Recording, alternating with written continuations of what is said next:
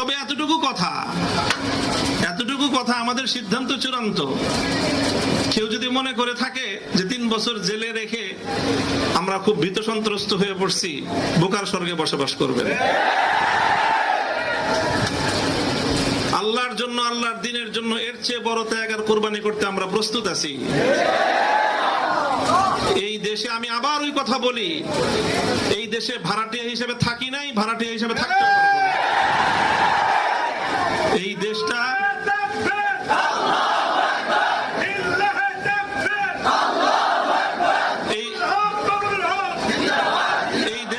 আমাদের হাজার বছরের পূর্বসূরীদের ঘাম, অশ্রু আর রক্তের বিনিময়ে এই দেশ নির্মিত হয়েছে, মাটি সিঞ্চিত হয়েছে।